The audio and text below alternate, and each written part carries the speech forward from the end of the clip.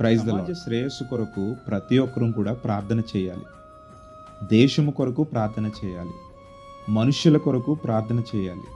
అధికారుల కొరకు ప్రార్థన చేయాలి. రాజుల కొరకు ప్రార్థన చేయాలి. ఎందుకంటే మన రోజువారీ ప్రార్థనలోనే వీటితో పాటే సమాజ శ్రేయస్సు కొరకు కూడా మనం ప్రార్థన చేస్తూ ఉండాలి. ఈరోజు సమాజంలో పాపం ఎంతగా విస్తరించబడిందంటే వయసులో తారతమ్యం లేకుండా, వరుసలతో సంబంధం లేకుండా విచ్చలవిడి జీవితానికి అలవాటు పడిపోయి పశువుల్లా ప్రవర్తిస్తూ ఉన్నారు.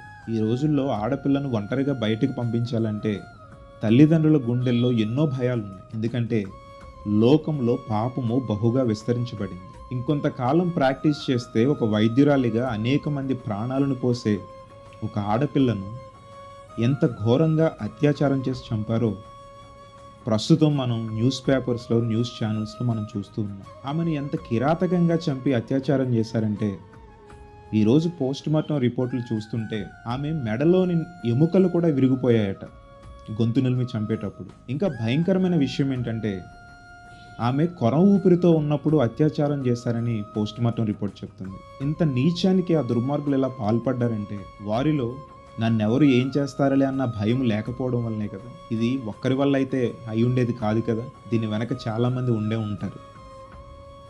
ఎవరో ఒకరు తన ఇన్ఫ్లుయెన్స్ యూజ్ చేసుకుని దాని నుండి తప్పించుకోవాలని ఎవరో ఒకరిని బలిపశువుగా చేసి తప్పు చేసిన వారు మాత్రం తప్పించుకుంటూ ఉంటారు. వారు అధికారుల నుండి తప్పించుకోవచ్చు కానీ దేవుని దృష్టి నుండి తప్పించుకోలేరు. పరిశుద్ధ గ్రంథం తెలుపుతుంది. సొలొమోను ప్రసంగి రాస్తూ 8వ అధ్యాయం 11వ వచనంలో ఒక మాట అంటారు. దుష్క్రియలకు తగిన శిక్ష శీఘ్రముగా కలుగపోవుట చూచి మనుష్యులు భయము విడిచి హృదయపూర్వకంగా దుష్క్రియలు చేయుదురు. దుష్క్రియలకు తగిన శిక్ష శీఘ్రమే రాకపోవట చూచి మనుషులు భయాన్ని విడిచిపెడతారట.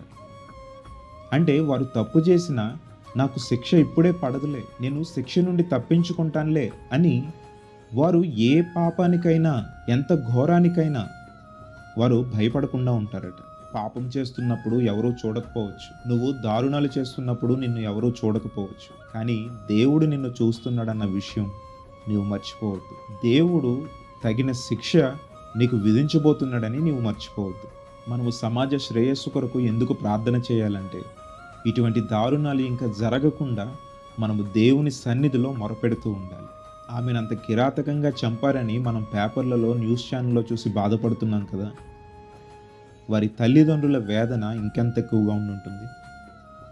ఈరోజు అది ఎక్కడో జరిగి ఉండొచ్చు, కానీ అదే మన వరకు వస్తే మన పరిస్థితి ఏంటి?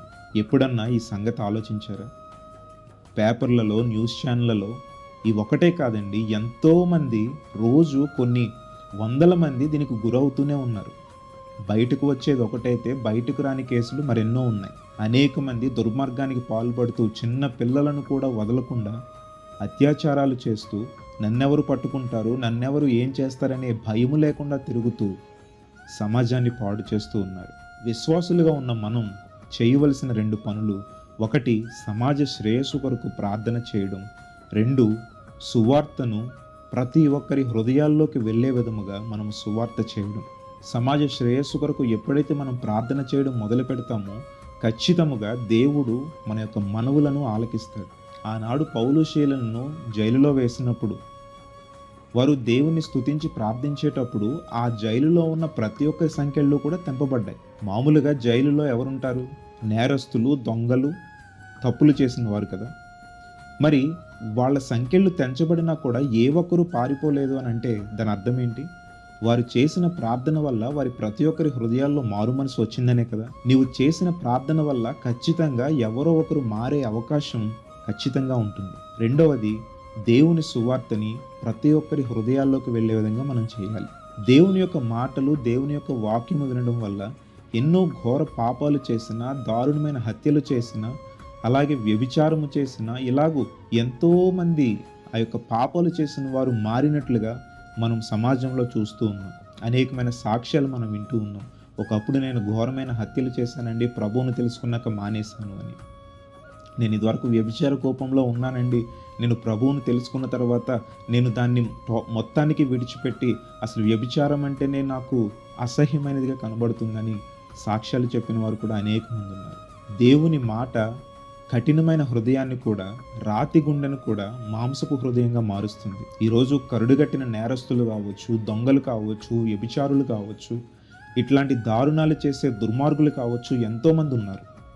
వారందరూ మారాలి అనంటే ఒక్కటే, దేవుని యొక్క మాట వారి హృదయంలోనికి వెళ్ళాలి. ఇది సేవకులు మాత్రమే చెప్పేదని కాదండి. ప్రతి ఒక్కరు కూడా దేవుని యొక్క మాటను ప్రకటన చేయాలి. ఇటువంటి దారుణాలు ఇంకా ఎక్కడా కూడా జరగకూడదనంటే నీ వంతు కృషిగా సమాజ శ్రేయస్సు కొరకు ప్రార్థన చేయాలి. రెండవదిగా దేవుని యొక్క సువార్తను ప్రకటించాలి.